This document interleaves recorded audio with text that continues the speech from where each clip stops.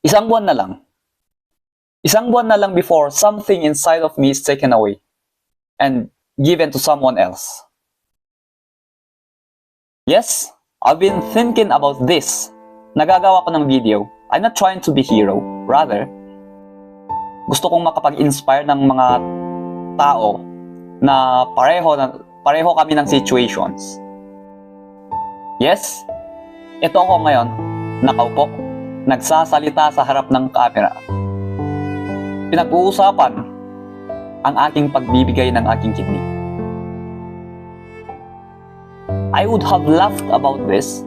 I would have said, no, hindi ko kaya. Tao rin naman ako eh.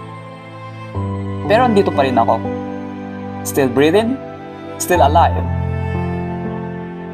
Still choosing life. Do you know how strange it feels to carry something inside your body and knowing that it will be gone and be given to someone else? I place my hand here sometimes and I'm trying to feel it. My kidney. Working quietly, faithfully. At wala akong nararamdaman na reklamo. Yes, sometimes I talk to my kidneys. Is it a kind of betrayal to give it away to someone else? I don't think so. Tingin ko naman naiintindihan niya ako kung bakit ko ito gagawin. Well, it's hard for me. And it will gonna be hard for my kidneys too. Kasi kailangan niyang magdoble kayod para makapagbigay ng mas magandang buhay sa isang tao. So I always say, thank you. And I'm sorry, I hope you do understand me. Goodbye. People do think it was easy to make decisions like this. Sometimes, they just think it was just pure bravery or ego, or it's just like an act of heroism. But it's not. Pero ang hindi nila nakikita ay ang mga gabi na umiiyak ako mag-isa. Ang mga gabi nang tanging kayakap ko lang ay ang aking unan. So no one could hear me breaking. And they don't even see me googling the same question again and again and again. Can a kidney donor live a normal life? What are the long-term risks? Ano ang maaaring mangyari sa akin after 10 years, after 20 years? What if something goes wrong? You don't even see how fear crawls on my skin. Whenever I imagine the operating room, the cold lights, the sound of machines, the moment I'm put to sleep, and the moment that I'm supposed to wake up again. I imagine the worst, of course. And I also imagine everything. Because I do believe my life matters too. Ito yun. My life does matter.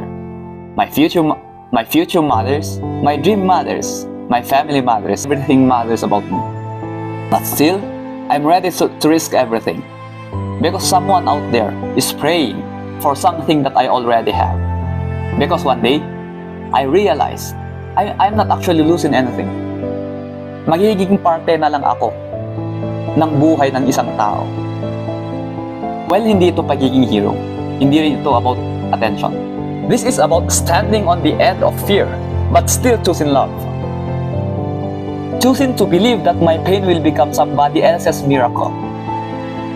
Choosing to believe that God does not waste miracle. In the past years, I changed in ways that no one noticed. I became quieter. I became softer. I became more grateful to smallest things. The water, the air, and kahit simpleng pagbangon natin. Diba nakakalimutan natin yun? Siguro ang buwan na ito ang paghahanda ko para sabihin na goodbye sa old version of me. Siguro yung version ko na hindi ko masyadong inaalala kung gaano kahalaga ang buhay. Kasi hindi ko alam kung ano ang maaaring mangyari after this. I do not know how my body is going to adjust, how my spirit will feel, and how my mind will heal. Pero isa lang ang sigurado ako, 1 month from now, magigising ako na isa lang ang kidney ko. And sigurado, iba na ang pananaw ko sa buhay na ito. I will carry a scar, a physical reminder that love sometimes demands a price. If I make this through, if God allows me to stand on the other side of the story, I will surely love fully. And I love deeply.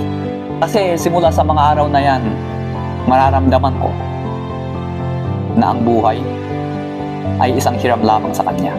Kaya kung napapanood mo ito, I want you to pause for a moment. Hawakan mo lang ang dibdib mo. Feel your heart beating. And I want you to realize that you are still here, you are still alive. And ang simple na yan ay isang miracle coming from God. This is my journey, 1 month before I'm giving away a part of myself, so someone else's will live a part of their lives. 1 kidney, 1 life, 1 story. Again, this is Ken. Naniniwala ako at gusto kong maging buhay na halimbawa na we can live full and healthy life after giving away a part of ourselves.